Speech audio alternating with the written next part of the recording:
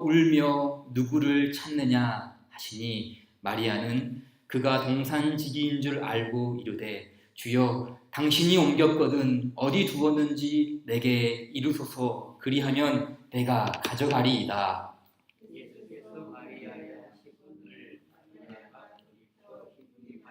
라보니 하니 이는 선생님이라 하는 말이라. 예수께서 이르시되 나를 붙들지 말라. 내가 아직 아버지께로 올라가지 아니하였노라. 너는 내 형제들에게 가서 이르되 내가 내 아버지 곧 너희 아버지 내 하나님 곧 너희 하나님께로 올라간다 하라 하시니 막달라 마리아가 가서 제자들에게 내가 주를 보았다 하고 또 주께서 자기에게 이렇게 말씀하셨다 이르니라. 아멘. 네, 예수님께서 십자가에 못 박혀 죽으실 때 남기신 7가지의 말씀이 있습니다. 이것을 가상 7원, 십자가에서 남기신 7가지의 말씀, 그래서 가상 7원이라고 합니다. 지난주에 제가 7가지의 말씀을 개인적으로 살펴보았는데요. 어떤 말씀들이 있는가 보니까는 이렇게 정리할 수 있어요. 아버지 저들을 사하여 주옵소서 자기들이 하는 것을 알지 못함이니이다. 두 번째, 내가 진실로 네게 이르노니 오늘 네가 나와 함께 낙원에 있으리라. 세 번째, 여자여 보소서 아들이니이다. 보라 내 어머니라. 이제 마리아에게 한 말씀이고, 그리고 제자인 요한에게 한 말씀이죠. 그리고 네 번째는 이제 십자가상에서 내가 목마르다 이렇게 하신 말씀이고, 다섯 번째는 나의 하나님 어찌하여 나를 버리셨나이까. 그리고 여섯 번째는 다 이루었다. 그리고 마지막 7번째는 아버지 내 영혼을 아버지 손에 부탁하나이다.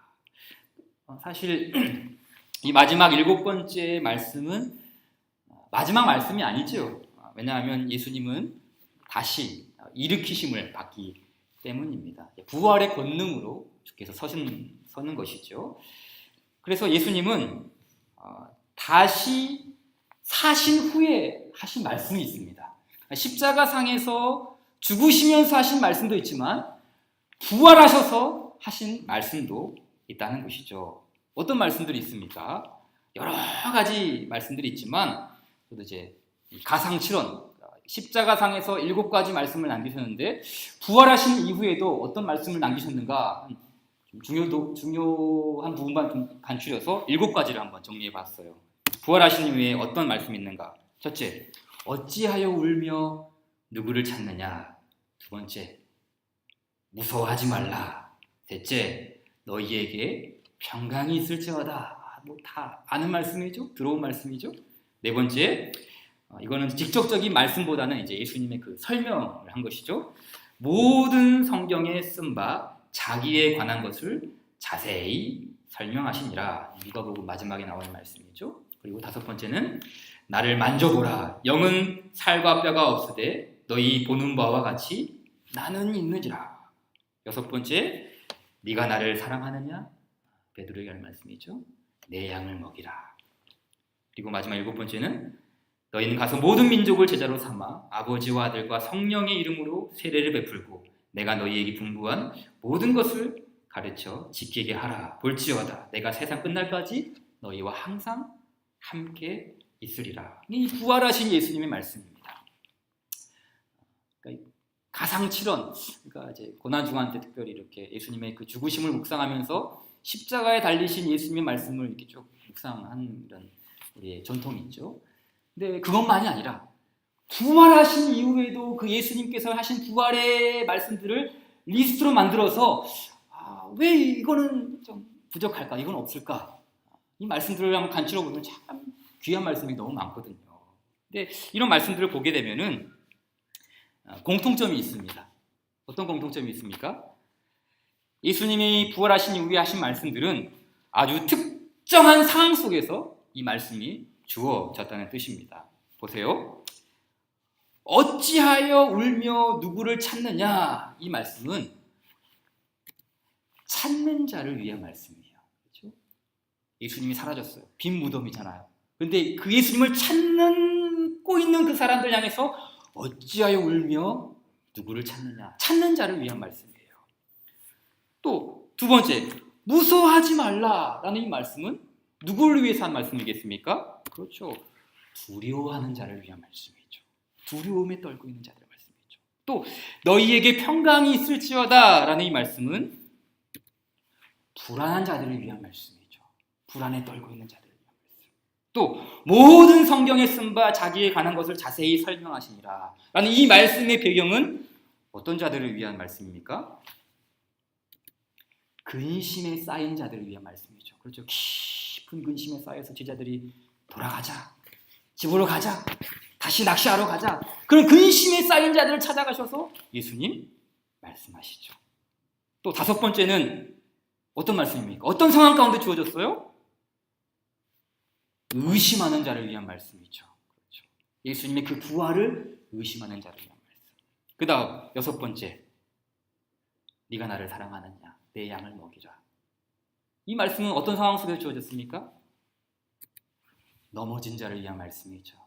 그 베드로 부인하고 예수님 모른다 침뱉고 저주했던 그 넘어진 예수님, 넘어진 베드로를 향해서 예수님께서 말씀으로 다시 일으켜 세워주시죠. 그리고 일곱 번째, 세례 명령이죠. 이 말씀은 모든 사람을 위한 말씀. 그러니까 이 예수님께서 부활하신 이후에 하신 말씀들은 정말 아주 특별한 사람들, 그리고 아주 특정한 상황에 있는 사람들에게 이런 말씀을 해주신 것이죠. 그러나 이 말씀은 사실 그때 2000년 전에 하셨던 일회용 말씀이 아니죠. 찾는 자를 위한 말씀, 두려워하는 자를 위한 말씀, 불안한 자들을 위한 말씀, 근심에 쌓인 자들을 위한 말씀, 의심하는 자들을 위한 말씀, 일회용입니까? 아니죠. 지금도 여전히 우리에게 동일하게 작동되어지는 그런 말씀이 아닙니까? 왜냐하면 부활하신 예수님은 그때나 지금이나 동일하게 살아계시지 않습니까? 따라서 이 예수님의 말씀은 참 그 양떼를 목양하는 목회적인 그 마인드라 그럴까요? 굉장히 목회적이죠, 이 예수님의 말씀이. 성도의 현실과 동떨어진 괴리감 있는 그런 말씀이 아니라 아주 적시한 말씀이죠. 물론 예수님의 모든 이 복음서에 있는 그 모든 말씀이 다 목회적이지만 특별히 부활하신 이후에 하신 말씀들은 정말 특별하게 아주 목회적이죠. 찾는 자를 위한 말씀, 두려워하는 자를 위한 말씀, 불안한 자들을 위한 말씀, 근심에 쌓인 자를 위한 말씀, 모든 자들을 위한 말씀. 그러니까 이 예수님의 그 말씀을 가지고 사실 1년 52주 동안 커리큘럼으로 우리가 꼭 배워야 하는 말씀, 이 부활하신 이후에 하신 말씀이기도 하지요. 이 예수님 말씀 참 중요하죠. 물론 예수님께서 십자가에서 남기신 말씀도 중요하고 예수님께서 살아계셔서 가르치셨던 말씀도 중요하지만 부활하신 이후에 하신 말씀은 얼마나 더 중요하겠습니까? 왜 그렇습니까?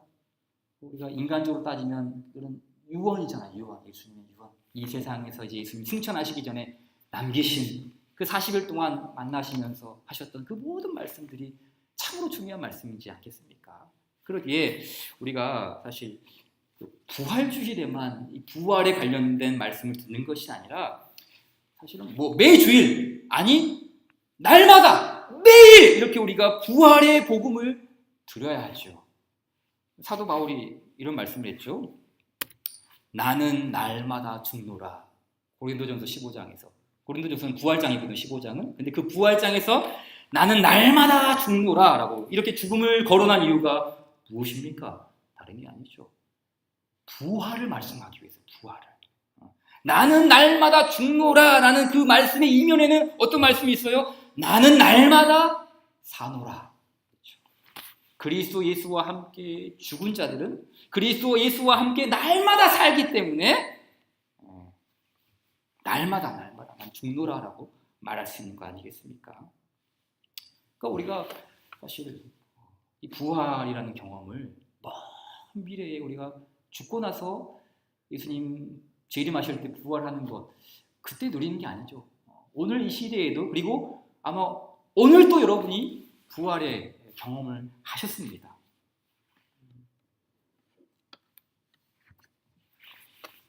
그럼 오늘 부활했잖아요. 그렇잖아요. 오늘 예수님께서 우리에게 잠이라는 것, 그렇죠. 잠자다가 알람 소리를 듣고 눈을 딱 뜨는 것, 이게 우연의 일치입니까? 사실은 이게 연습시키는 거거든요. 예수님께서 부활하는 거 연습시키는 거거든요. 성경을 자세히 보면 성도들의 죽음을 가리켜서 사망이라고 하지 않잖아요. 뭐라 그래요? 잔다, 그렇죠. 잔다, 그렇죠. 스데반도 잔다. 또 누굽니까? 나사로도 잔다 그랬어요. 그런데 신약 성경에 나오는 사람들만 잔다라고 하는 게 아니더라고요. 베드로 후서 말씀 보니까 우리 조상들도 자고 있다라고 했어요. 그렇죠? 그 유대인 아브라함부터 시작되는 그 믿음의 조상들도 뭐예요? 잔다. 그리스도 예수 안에서 그들도 사실은 사망한 것이 아니라 잔다. 예수님께서 부활하신 날, 다시 오시는 날 그들의 자는 몸이 깨어날 것이기 때문에 잔다라고 이야기하죠. 그러니까 믿음의 사람들에게는 사망은 없습니다. 죽는 것도 없는 것이죠. 단지 잠자는 거. 그래서 고린도전서 15장 20절 말씀에 그러나 이제 그리스도께서 죽은 자 가운데서 다시 살아나사 잠자는 자들의 첫 열매가 되셨도다라고 이야기하죠. 따라서 예수님은 어떤 분이십니까? 우리를 깨우시는 분이에요. 깨우시죠. 그러니까 우리를 사망에서 깨우십니다. 우리를 죽음에서 깨우십니다. 뿐만 아니라 우리를 새 사람으로 깨우시죠. 거듭나게 하시는 것이죠. 거듭나게 하는 거죠. 우리가 허물과 죄로 죽었던 우리의 속사람을 예수님께서 부르시고 예수님께 찾아오셔서 우리를 깨우시죠. 그래서 살아나는 거예요. 속사람이 살아나고 옛사람이 죽고 새 사람으로 살아나는 것이죠. 부활하신 예수님 참 많은 말씀하셨습니다. 자, 그 말씀에는 두 가지 측면이 있습니다. 첫 번째는 부활의 소망을 주기 위해서 예수님께서 이렇게 부활 가운데 나타나셔서 말씀을 많이 하셨죠. 부활의 소망은 뭡니까? 나중에 너희가 사망을 하지만 다시 일어날 것이다. 죽음에서 깨우실 것이다. 이 소망을 주기 위해서 예수님 말씀하셨죠. 이것은 이제 미래적 소망이라고 말할 수 있어요. 그러나 예수님의 부활은 미래적 측면만 있는 거 아니죠. 어떻게 보면 예수님의 부활은 현재적 소망이 더 강하죠. 현재적 소망이 더 강해요. 그래서 예수님은 부활의 소망을 현재에 찾아가셔서 현재에 살고 있는 사람들에게 말씀하는 거 아닙니까? 아까 봤던 찾는 자들을 위한 말씀, 두려워하는 자들을 위한 말씀, 근심에 쌓인 자들을 위한 말씀, 미래적인 거 아니에요. 다 뭡니까? 현재적인. 그래서 이제 앞에서 이제 언급한 이 7가지 그 부활에 대한 말씀들을 물론 뭐 제가 다 소화할 수 있을지는 모르겠지만 오늘 이제 그 첫 번째로 이제 찾는 자를 위한 말씀이죠. 누구를 찾느냐 이 말씀에 대해서 한번 상고해 보고자 합니다. 자, 먼저 이 말씀은 예수님께서 누구에게 하신 말씀입니까? 누구를 찾느냐? 누구에게 한 말씀이에요? 마리아죠, 마리아. 근데 어떤 마리아입니까? 막달라 마리아라는 사람이에요. 막달라 마리아라는 사람. 처음 들어보니까 막달라 마리아 다 아는 말씀이죠. 같은 요한복음 20장 문맥 1절을 보세요. 다시 한번 읽어볼까요? 20장 1절 시작. 안식 후 첫날 일찍이 아직 어두울 때에 막달라 마리아가 무덤에 와서 돌이 무덤에서 옮겨진 것을 보고, 자, 이 막달라 마리아라는 사람이 나옵니다. 이 막달라라는 이 말은 지명 이름이에요. 지역 이름이에요. 그러니까 이제 막달라 지역 출신인 마리아란 뜻이죠. 그 예전에 요즘은 이제 그런 호칭을 안 쓰지만 뭐 이렇게 시집 온 그 아내 부인을 가리켜서 뭐 이웃 사람들이 안성댁 혹은 뭐 천안댁 이런 그런 표현을 했지 않습니까? 그런 것이죠. 막달라 댁이라는 뜻이에요. 막달라 마리아라는 뜻은 이제 그런 자신의 지역에서 온 그런 의미를 가리키죠. 근데 이제 이 마리아라는 이름이 성경에 참 많이 나오죠. 어떤 사람들이 나옵니까?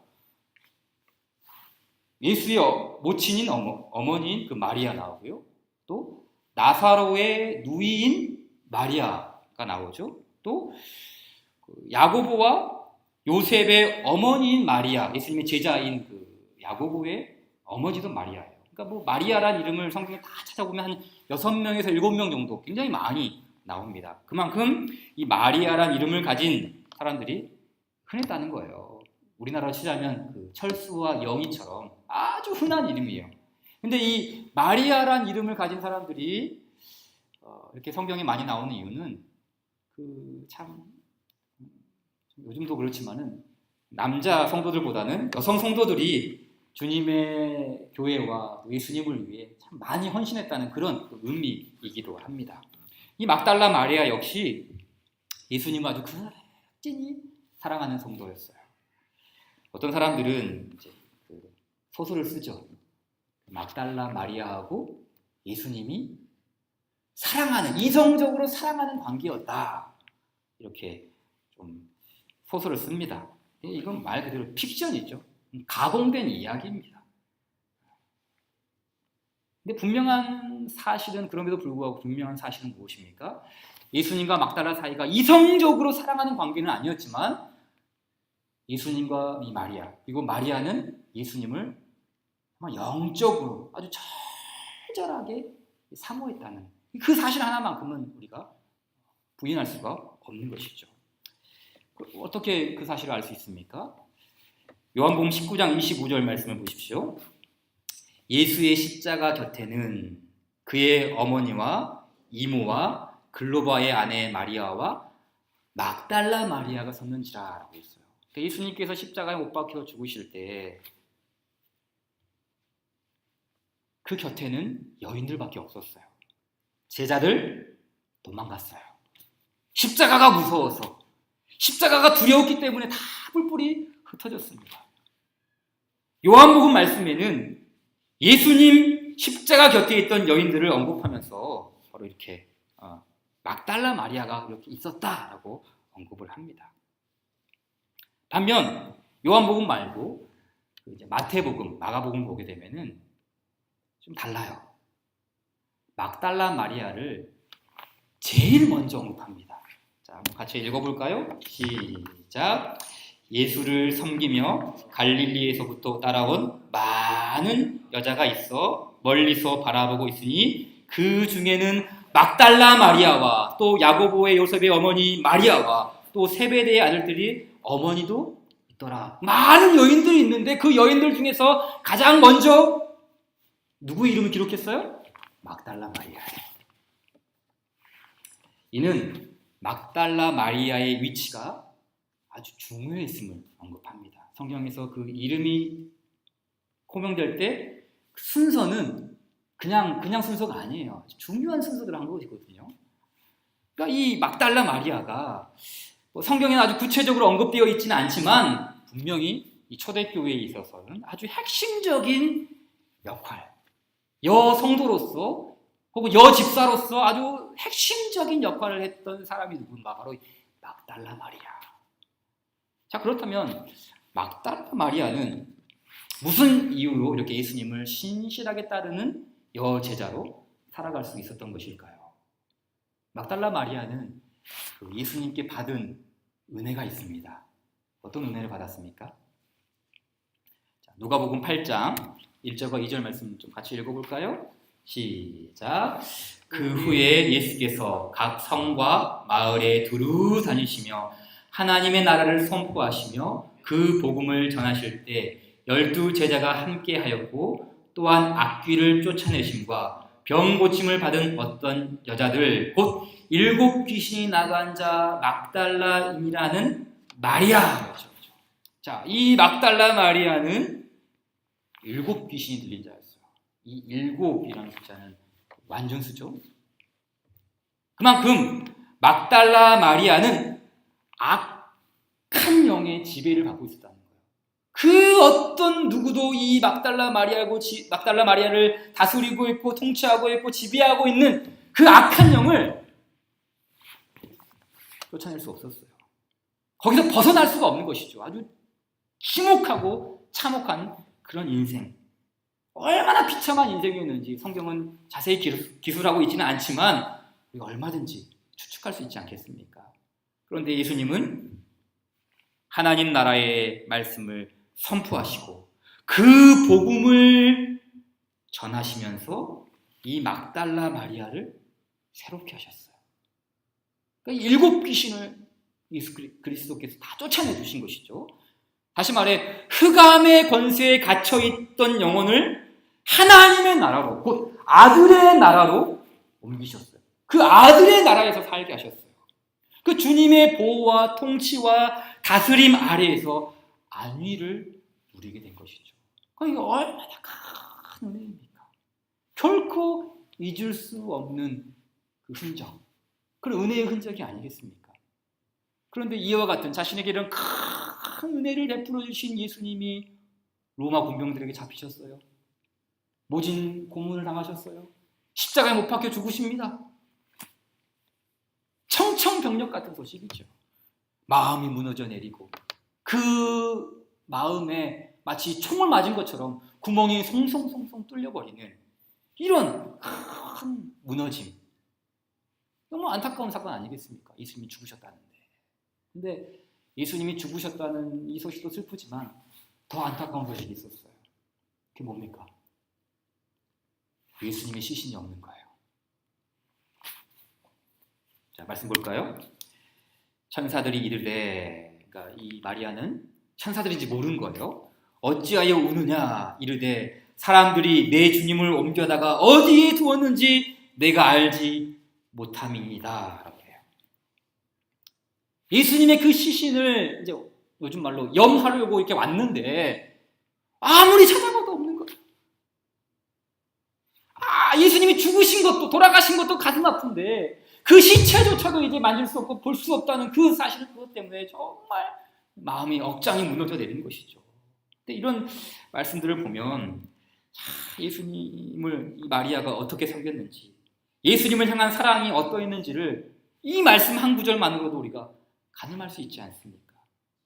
그는 예수님이 살아계실 때에도 정말 예수님을 헌신적으로 섬겼고 죽었을 때에도 돌아가셨을 때에도 그의 헌신은 죽지 않았습니다. 막달라 마리아는 이 예수님을 가리켜 나의 주님이라고 했죠. 내 주님이 어디 가셨습니까? 나의 주님이 어디 가셨습니까? 이거 성경에 딱 한 번 나온 표현이에요. 나의 주님, 나의 주님. 이 막달라 마리아는 나는 예수님께 속해 있습니다.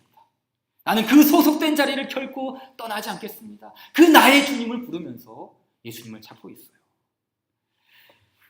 근데 성경을 자세히 보게 되면은 요한복음 이제 20장 말씀 보게 되면은 막달라 마리아가 있는 그 자리에 지금 막달라 예수님이 어디 가셨습니까? 지금 이런 상황 가운데에 사실은 예수님 계셨거든요. 예수님 그 자리에 계셨어요. 근데 마리아는 예수님이신 줄을 모르는 거죠. 자, 말씀 한번 볼까요?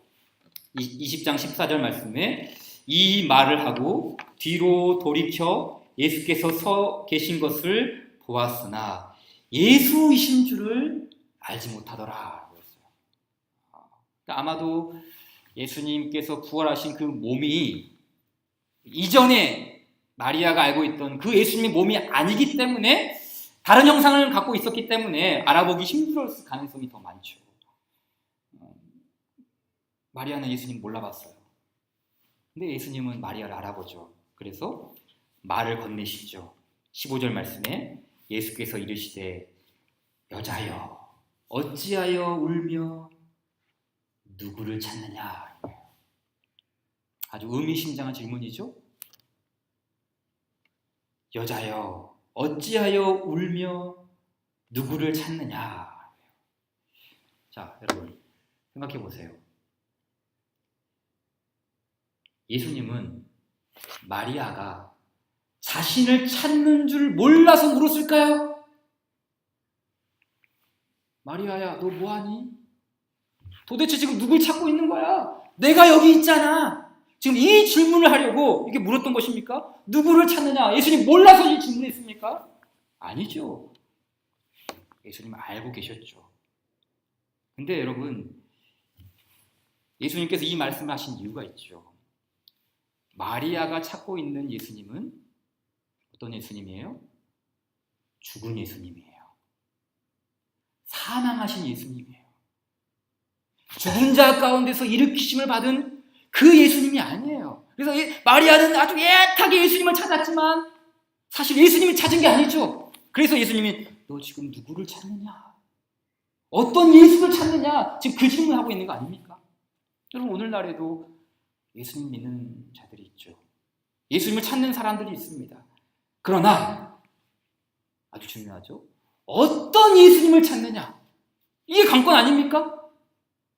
죽은 예수님, 사망하신 예수님, 더 이상 희망이 없는 예수님을 찾는 이 사람들 분명히 있죠. 이런 사람들은 결코 예수님을 만날 수 없습니다. 예수님을 결코 찾을 수가 없어요. 그러나 부활하신 예수님, 살아계신 예수님, 다시 일으키심을 받은 예수님을 찾는 자는 예수님을 만날 수 있습니다. 우리는 죽은 예수님을 찾는 것이 아니라 살아계신 예수님을 찾아야 합니다. 그럼 살아계신 예수님은 어떤 일을 하십니까? 자, 16절 말씀 보세요. 예수께서 마리아야 하시거늘 마리아가 돌이켜 히브리 말로 랍보니 하니 이는 선생님이라 하는 말이라. 예수님께서 마리아의 이름을 부르셨어요. 마리아야. 그렇죠. 이게 무슨 의미입니까? 마리아야. 이게 어떤 의미죠? 예수님께서 마리아를 찾고 있었다는 사실이에요. 지금까지 마리아는 자신이 예수님을 찾는다고 생각했어요. 예수님 어디 계십니까? 도대체 어디 가신 겁니까? 나는 예수님을 찾고 있습니다. 동산지기 선생님, 혹시 당신이 예수님의 시신을 다른 곳에 숨겨놨습니까? 나는 예수님 찾고 있거든요. 제발로 예수님 찾게 도와주세요. 마리아는 예수님을 찾았어요. 그러나 정작 예수님을 만난 것은 마리아가 예수님을 찾았기 때문이 아니라 예수님이 마리아를 찾아오셨어요. 마리아야. 마리아야. 아무리 불러도 아무리 찾아도 찾을 수 없던 그 예수님을 예수님이 오히려 마리아 이름을 부르시면서 그녀를 찾은 것이죠. 마치 비유로 이야기하면 이런 것이죠. 우리 가족들이 놀이동산으로 온 가족들이 함께 놀러 갔어요. 에버랜드 갔다고 칩시다. 너무 사람이 바글바글 많은 거예요. 근데 제가 준원이랑 놀다가 준원이를 잃어버린 거예요. 아빠로서 빨리 찾아야 되죠. 준원아, 온 놀이터를 돌아다니면서 다 찾습니다. 아무리 불러도 찾을 수가 없어요. 얼마큼 헤맸을까요? 저기를 바라보니 준원이가 어떤 할머니랑 솜사탕을 먹으면서 가만히 앉아있는 거예요. 빨리 달려갔죠. 준원이가 아빠를 딱 보더니 저한테 이러는 거예요. 아빠, 도대체 어디 간 거예요? 아빠를 잃어버렸잖아요. 누가 누구를 잃어버린 겁니까? 지금 마리아가 꼭 이런 거예요. 마리아 자신은 예수님 어디 갔어요? 예수님 어디 계십니까? 자꾸 예수님 찾았잖아요. 근데 사실은 예수님 입장에서는 마리아가 예수님을 찾고 있는 것이 아니라 예수님이 마리아를 찾고 있었던 것이죠. 왜 그렇습니까? 마리아는 죽은 예수님을 찾고 있었기 때문이 아닙니다. 예수님은 마리아야 라는 이 음성으로 이 마리아의 이름을 부르시고 찾아오셨어요. 우리가 요한복음 말씀에 보게 되면은 이런 말씀이 있죠. 그가 자기 양의 이름을 각각 불러 인도하여 내놓은 후에. 그러니까 목자는 양의 이름을 알아요. 그렇죠? 양의 이름을 알아요. 이 예수님, 큰 목자이신 예수님은 예수님이 다스리는 모든 양떼들의 이름을 다 압니다. 그래서 이 이름을 부르죠. 마리아야라고 불렀던 것처럼 그 이름을 부릅니다. 그런데 동시에 자기의 양을 다 내놓은 후에 앞서가면 양들이 그의 음성을 안다. 그렇죠. 그러니까 목자이신 예수님은 양의 이름을 알고 양도 목자이신 예수님의 음성을 아는 것이죠. 그래서 마리아야 라고 불렀을 때 즉각적으로 마리아가 선생님, 예수님께 대답하지 않습니까? 예수님의 음성인 줄 알고 선생님, 제가 여기 있습니다 라고 대답하게 되죠. 그렇습니다. 우리 예수님은 잃어버린 자를 찾아 구원하시는 분이시죠. 그러니까 살아계신 예수님은 결국 이 주님의 양떼들을 잃어버리지 않습니다. 누구를 찾느냐? 누구를 찾느냐? 사람들은 그렇게 말하지만 우리가 예수님을 찾은 것이 아니라 예수님이 우리를 찾으셨기에 지금 우리가 이 부활의 신앙을 누리는 줄 믿습니다. 그럼 마지막으로 이 막달라 마리아가 받은 은혜를 한번 더 생각해 봅시다. 자, 막달라 마리아가 받은 은혜. 예수님께서 살아계셨을 때는 7 귀신을 쫓아내셨어요. 그리고 새로운 삶을 살게 해주셨어요. 그러나 살았을 때보다 더 예수님이 죽기 이전보다 부활하신 이후에 더 큰 은혜를 마리아가 누리게 됩니다. 어떤 은혜를 이 막달라 마리아가 받게 됩니까? 막달라 마리아가 부활의 증인이 됩니다. 부활의 증인이 돼요. 요한복음 20장 18절 말씀 보세요. 막달라 마리아가 가서 제자들에게 내가 주를 보았다 라고 이야기합니다. 이 말씀이 특별한 이유가 있어요. 당시 유대 사회에서는 여인들의 신분이 아주 미천했어요. 그러니까 이제 우리가 흔히 아는 이야기로 사람 숫자 셀 때는 남자들만 세고 여자들 숫자는 안 세잖아요. 그래서 그 오병이어의 기적 말할 때도 남자 장정만 5,000명이라고 그러지 않습니까? 여자 숫자 안 세웠거든요. 마찬가지예요. 법정에서 증인으로 선택될 때도 예전에는 그랬어요. 여자들은 증인으로서의 권한이 없었어요. 그런데 성경은 달라요. 마리아에게 이 미천한 증인이 될 수 없는 그 마리아가 부활의 증인이 됩니다. 부활의 증인으로서 첫 번째 사람이 베드로도 아니고 야고보도 아니고 그 어머니인 모친 마리아도 아니라 막달라 마리아가 부활의 증인이 되는 거예요. 마가복음 16장 9절 말씀 보십시오. 예수께서 안식 후 첫날 이른 아침에 살아나신 후 전에 7 귀신을 쫓아내어 주신 막달라 마리아에게 먼저 보셨다 그랬어요. 제자들 중에 수제자인 베드로도 아니에요. 그의 동생인 야고보도 아니에요. 다른 제자들도 아닙니다. 막달라 마리아에게 먼저 보이셨다. 넘치는 은혜가 아닙니까? 과분한 은혜가 아닙니까? 그럼 왜 하필이면 막달라 마리아일까요? 왜 예수님 막달라 마리아에게 가장 먼저 보이셨을까요? 그 부활의 몸을. 다르게 아니죠. 예수님은 아셨거든요. 막달라 마리아가 예수님을 얼마나 사랑하는지, 그 마리아가 예수님을 얼마나 찾고 있는지, 그 받은 은혜를 어떻게든 예수님께 쏟아내고 싶었는지를 마리아는 그렇게 예수님 사랑했고 예수님은 그 마리아의 마음을 아셨기 때문이 아니겠습니까? 우리가 흔히 이런 이야기를 하죠. 하나님은 준비된 자들에게 은혜를 베푸신다. 여러분, 이게 맞는 말입니까? 틀린 말입니까? 준비된 자들에게 은혜를 베푸신다. 물론 하나님 모든 자들에게 예고 없이 은혜를 주실 때가 있죠. 그러나 일반적으로 인간의 공로에 의하여 하나님이 은혜를 베푸시는 그런 의미가 아니라 준비된 마음. 이게 무슨 말입니까? 막달라 마리아처럼 사모하는 마음, 막달라 마리아처럼 예수님을 찾는 마음, 간절히 사모하는 심령, 그런 거 아니겠습니까? 하나님의 은혜를 갈망하는 영혼이죠. 이제 오늘 큐티 본문이 그 야고보서 말씀처럼 내 사랑하는 형제들아 들을지어다. 하나님이 세상에서 가난한 자를 택하사 믿음에 부요하게 하시고 또 자기를 사랑하는 자들에게 약속하신 그 나라를 상속으로 받게 하지 아니하느냐. 이 말씀을 이제 막달라 마리아에게 대입시켜 보십시오. 마리아는 가난했어요. 어떤 의미에서 가난했습니까? 세상에서 세상의 기준인 그 물질에 있어서만큼은 가난했어요. 그 물질을 자신의 갈망, 이 세상의 물질을 자신의 갈망으로 삼지 않았어요. 대신 믿음에 부유했어요. 예수님을 향한 믿음, 그 믿음의 부유함을 가지고 있었어요. 그리고 그 부유한 믿음이 어떻게 표출됩니까? 자기를 사랑하는 자들이에요. 예수님을 사랑하는 자들입니다. 그러니까 예수님을 사모하고 준비된 사람이 그에 걸맞은 은혜를 누리는 거 아니겠습니까?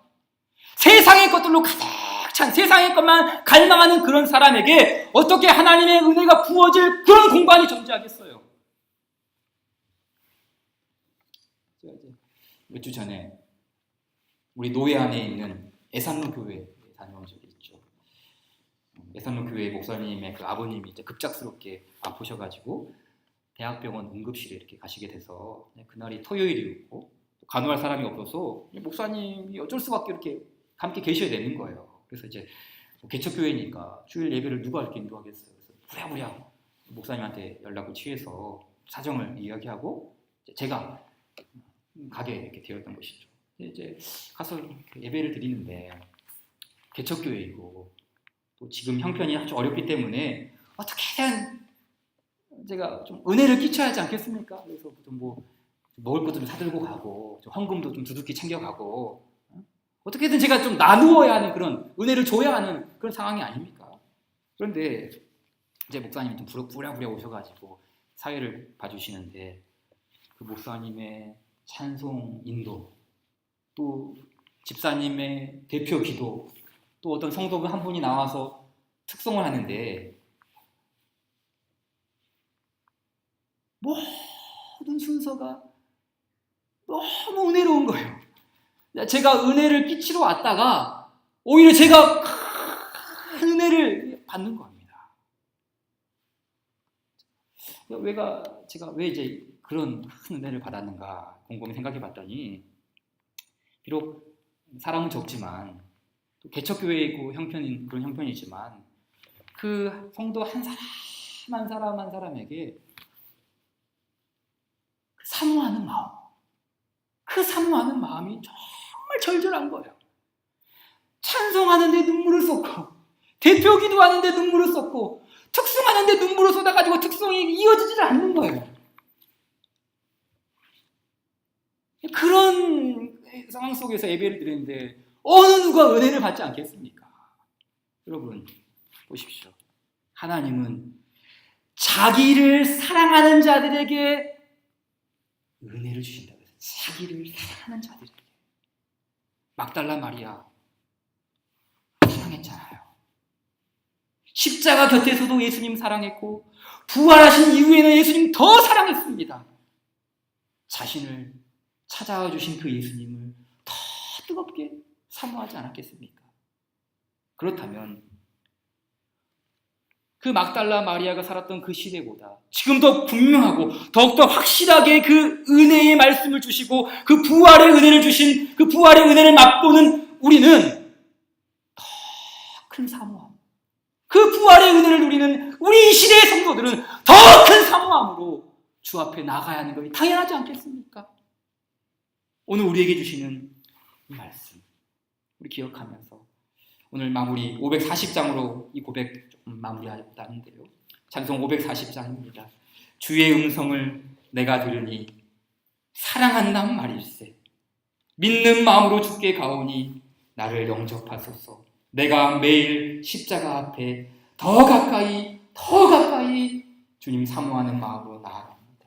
이 부활의 소망, 이 부활의 사랑이 이론적인 메시지가 아니라 우리의 마음을 절절하게 울리는, 우리의 이름을 부르는, 그리고 우리가 그 음성을 아는 그 부활의 메시지가 될 수 있도록 우리 함께 540장 찬송호에 함께 기도하도록 하겠습니다.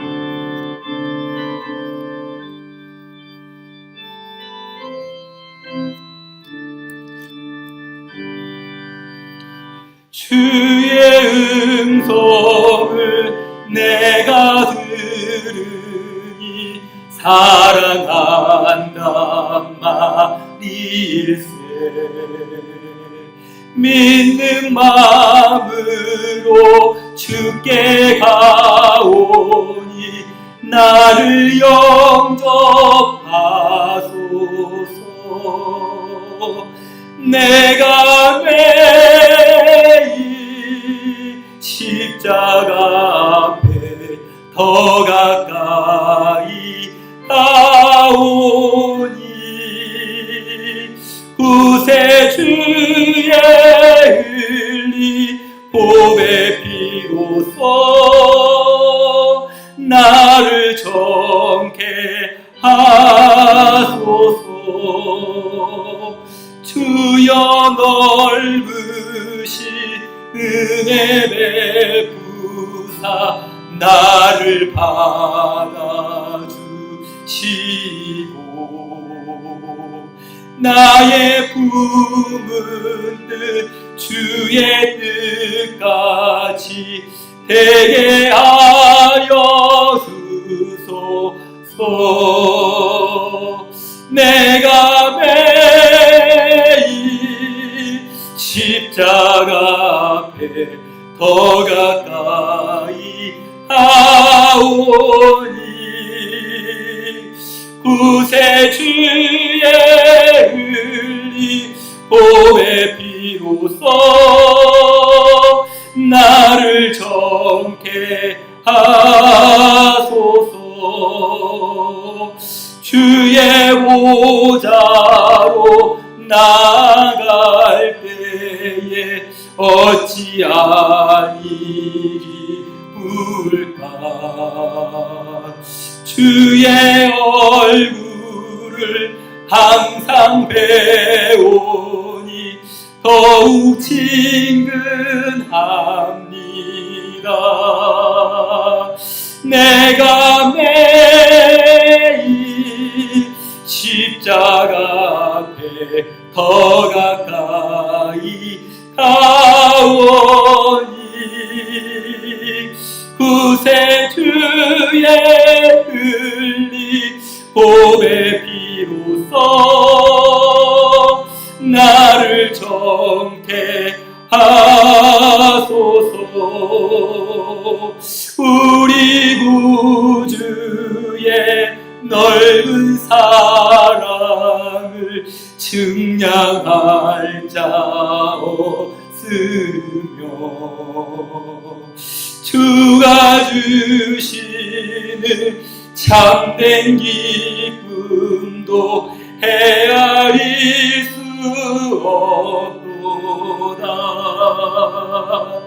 내가 매일 십자가 앞에 더 가까이 가오니 구세주의 흘린 보배 피로써 나를 정케 하소서.